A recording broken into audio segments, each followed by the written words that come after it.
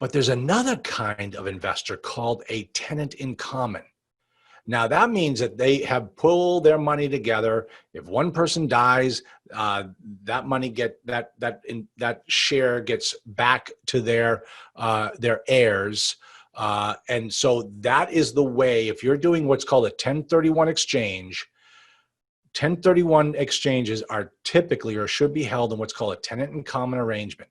And if somebody sells a property in a tenant in common, the IRS says you can take that money and go identify another property and invest your proceeds into that other property, as long as you're coming from a TIC and going to a TIC.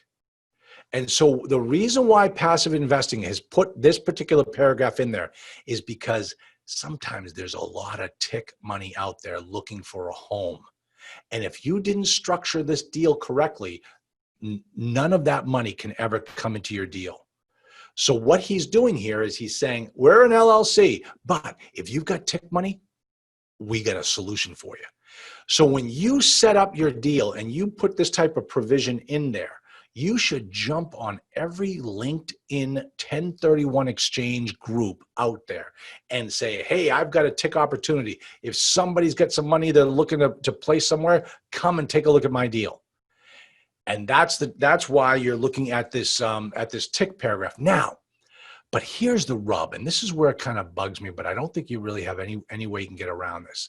This one last sentence here says that the company reserves the right to negotiate with the TIC interests and a co-ownership agreement.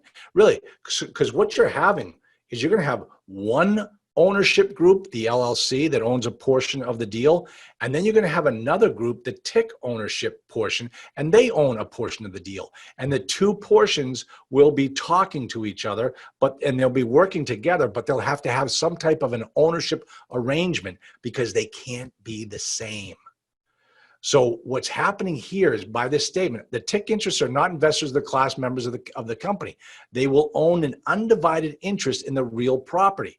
So what could possibly happen is you guys are putting your money into this deal. Along comes a big TIC investor, and guess what? They now own and operate the deal. You still own a little bit, but you're not in control like you thought you would be. This other guy is now in control. So that's some risk that you need to understand. I'll tell you, as a sponsor, put this paragraph in there. All right, that's really going to help you out immensely.